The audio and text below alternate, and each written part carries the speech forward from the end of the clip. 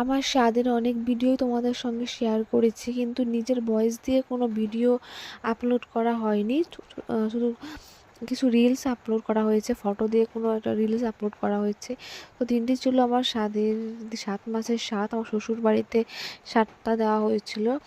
তো তাদের কিছু রীতিনীতি আছে। এখানে বজরংবলীর পুজো হচ্ছিল, আর হনুমান চল্লিশা পড়া হচ্ছিল। তো সেটাই বসে বসে সেখানে শোনা হচ্ছে। আর এখানে ক্যামেরাম্যান অনেকটা ফটোশ্যুট করে নিচ্ছিল।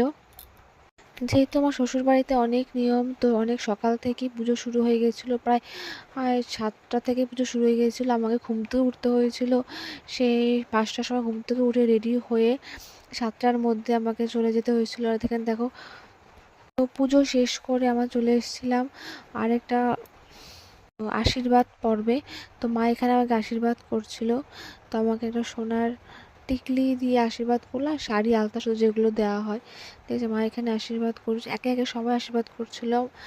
তো এটা আমার ছিল কাকি শাশুড়ি, তো উনি আমাকে আশীর্বাদ করে দিচ্ছিল এখানে। তারপর আমার কেক কাটা হয়ে কেকও কেটেছিলাম আমি। তারপর শাশুড়ি মা আশীর্বাদ করলো।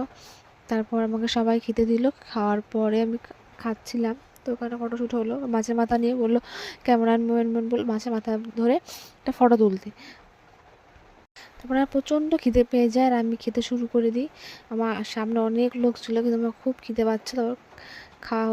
খাচ্ছিলাম। তো এটা আসলে আরেকটা রীতি, যে পায়েস খাইয়ে দিতে হয়। তো এখানে আমাকে আমার শাশুড়ি মা আশীর্বাদ করছিল, আর পায়েস খাইয়ে দিচ্ছিল। সত্যি দিনটি খুবই আমার ভালো কেটেছে। তো সব মেয়ের জীবনে এরকম একটা দিন আসুক, সবাই চায়। তো আমিও চাই। তো এখানে ঠাকুরমশাই আমাকে কোলে কিছু একটা দিল, ফল না কিছু একটা দিল ওদের নিয়মে।